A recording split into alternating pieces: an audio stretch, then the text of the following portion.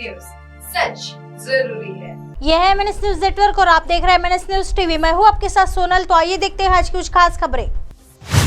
रिश्वतखोरी के दावों पर पूछताछ के लिए CBI ने सत्यपाल मलिक दिल्ली तलब किया।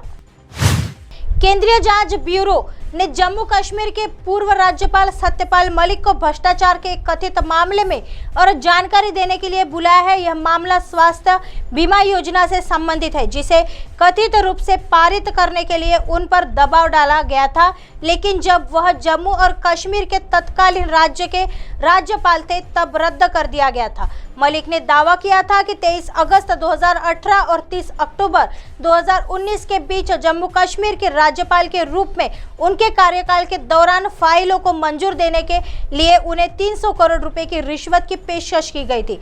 सूत्र के मुताबिक CBI ने मलिक को 27 अप्रैल या 28 अप्रैल को एजेंसी के सामने पेश होने के लिए कहा है। CBI के अधिकारी दोनों दिन उनसे संपर्क कर सकते हैं। सूत्र ने कहा कि अब तक ऐसा प्रतीत होता है कि मलिक राष्ट्रीय राजधानी में CBI के मुख्यालय में शामिल हो सकते हैं। सूत्रों ने कहा मामला रिलायंस इंश्योरेंस के मुद्दे से संबंधित है, जबकि केंद्र योजना के लिए हरी झंडी चाहती थी। इसे जम्मू कश्मीर के तत्कालीन राज्यपाल मलिक ने रद्द कर दिया था। मलिक ने मुताबिक यह केंद्र सरकार के कर्मचारियों के लिए स्वास्थ्य बीमा योजना थी। मलिक ने यह भी कहा था कि योजना के तहत सूचीबद्ध अस्पतालों की हालत खराब है। अब CBI के आगे की कार्रवाई तय करने के लिए और जानकारी मांग रही है। पता चला है कि अगर मालिक ने दावों में दम पाया जाता है तो CBI मामला दर्ज कर सकती है, अन्यथा नहीं। आइए बढ़ते हैं अगली खबर की तरफ। साफ सुथरी छवि, जमीन पर अभिषेक की मजबूत पकड़। TMC क्यों चाहती है कि जनता उसके उम्मीदवारों को चुने?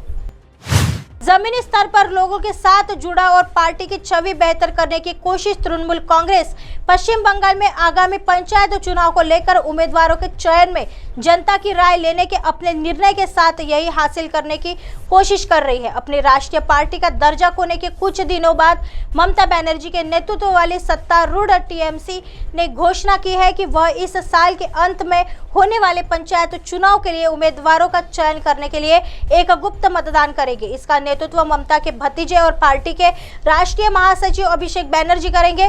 बनर्जी ने बुधवार को राज्य सचिवालय में फैसला की घोषणा करते हुए कहा, मैंने अभिषेक से कहा कि वह इस कार्यक्रम का संचालन न करे। वह इस मौसम में बीमार पड़ जाएंगे। साथ ही खेती का मौसम होने के कारण श्रमिकों को भी कठिनाइयों का सामना करना पड़ेगा, लेकिन उन्होंने लोगों से जुड़ने का फैसला किया है। वे 25 अप्रैल से अपने लोगों से मिलना शुरू करेंगे और इसे अगले 2 महीने तक जारी रखेंगे। TMC के ग्राम बांग्लार मोटामोट या ग्रामीण बंगाल की राय के तहत राज्यव्यापी कयावद उम्मीदवारों के चयन के साथ समाप्त होगी, जो अंततः चुनाव लड़ेंगे। उन्होंने कहा, भारत भर में जब चुनाव के लिए उम्मीदवारों का फैसला करने की बात आती है तो सत्ता के केंद्रीकरण के माध्यम से बंद दरवाजे के पीछे निर्णय लिए जाते हैं और जिला और ब्लॉक नेतृत्व की सिफारिशों पर आधारित होते हैं। भारत में पहली बार हम ग्राम पंचायतों के उम्मीदवारों पर लोगों की राय लेने के लिए तैयार हुए हैं, ताकि सच्चे अर्थों में लोगों की पंचायत सुनिश्चित की जा सके।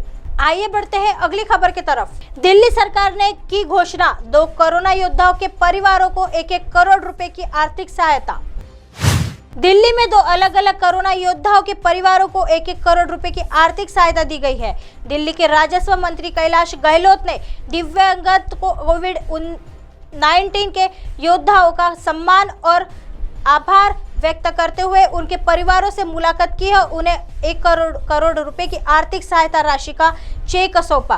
राजस्व मंत्री शुक्रवार को कुतुबगढ़ स्थित स्वर्गीय सुनील कुमार और उत्तम नगर के भगवती विहार में स्वर्गीय रीना के आवास गए। स्वर्गीय सुनील कुमार दिल्ली परिवहन निगम में कंडक्टर थे, जबकि स्वर्गीय रीना राजस्व विभाग में सिविल डिफेंस वॉलंटियर थी। 47 वर्षीय सुनील कुमार दिल्ली परिवहन निगम में संविदा कंडक्टर के थे और पिछले 11 वर्षों से वहां काम कर रहे थे।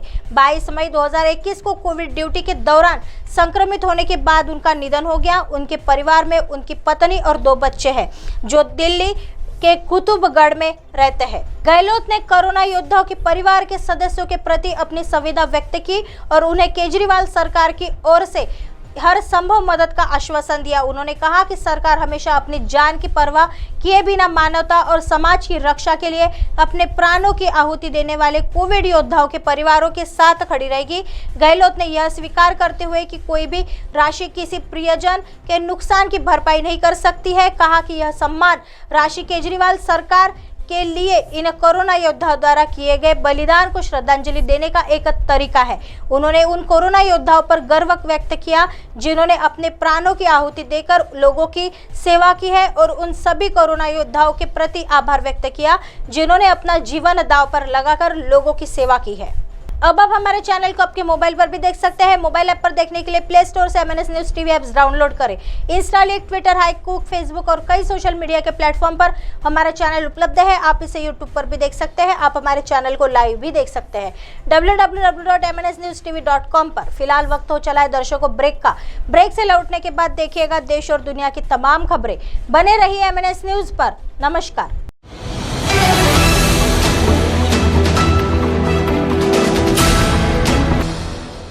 ये है MNS न्यूज नेटवर्क और आप देख रहे हैं MNS न्यूज।